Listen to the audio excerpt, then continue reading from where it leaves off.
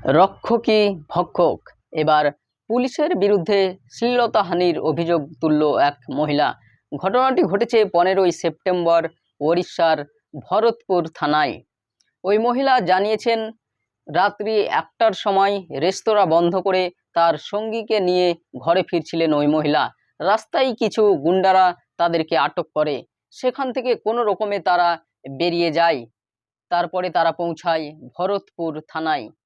ভরতপুর থানায় পৌঁছানোর পরে এক মহিলা কনস্টেবল তাদেরকে প্রথমে সাহায্য করতে অস্বীকার করে।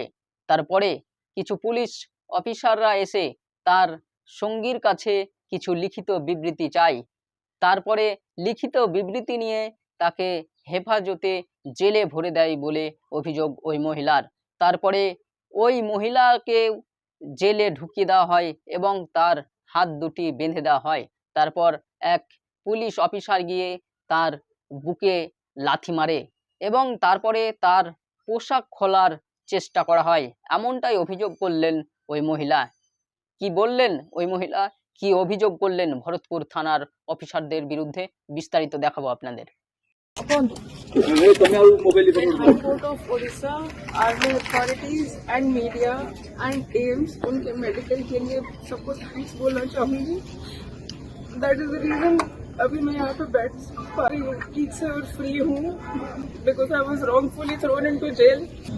तो फीमेल ऑफिसर्स ने मेरे बाल पकड़ के जोर से खींच के मुझे मारना पीटना शुरू कर दिया।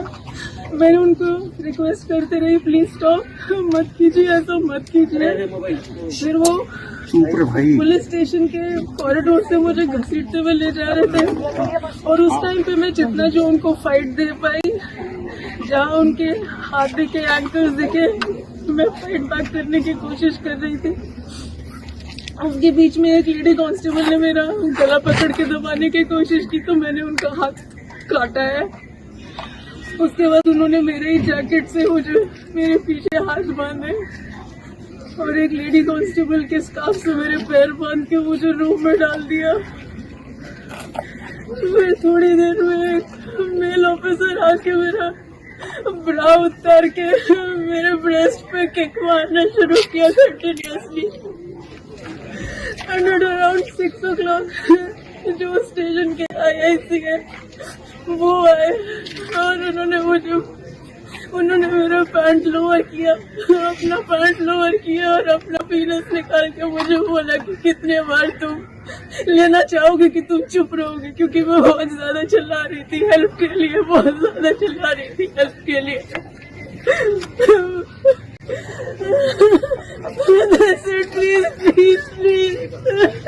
শুনলেন ওই মহিলার অভিযোগ। মাত্র কিছুদিন আগে বিজেপির সরকার এসছে ওড়িশায়, আর তারপরেই একের পর এক নিন্দনীয় ঘটনা ঘটে চলেছে ওড়িশায়। কোথায় মহিলাদের নিরাপত্তা বিজেপি শাসিত ওড়িশায়? তাহলে কি এবার পদত্যাগের দাবি তুলবেন ওড়িশার বিজেপি সরকার মোহন মাঝির বিরুদ্ধে? শুনলেন ওই মহিলার অভিযোগ। মাত্র কিছুদিন আগে বিজেপির সরকার এসছে ওড়িশায়, আর তারপরেই একের পর এক নিন্দনীয় ঘটনা ঘটে চলেছে ওড়িশায়। কোথায় মহিলাদের নিরাপত্তা বিজেপি শাসিত ওড়িশায়?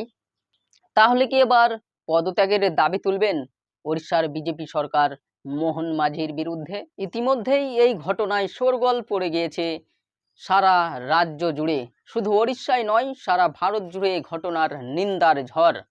যেখানে মানুষ সুরক্ষিত থাকে সেই পুলিশ অফিসারের কাছেই সুরক্ষা পেল না সেই মহিলা। শ্লীলতাহানির অভিযোগ পুলিশের বিরুদ্ধেই। বিজেপি সরকার শাসিত ওড়িশায় এই ঘটনার নিন্দার ঝড়।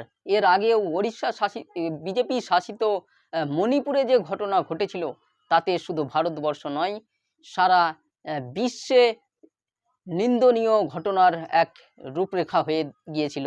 আবারও সেই নারীর সুরক্ষা নিয়ে প্রশ্ন উঠছে বিজেপি সরকারের বিরুদ্ধে।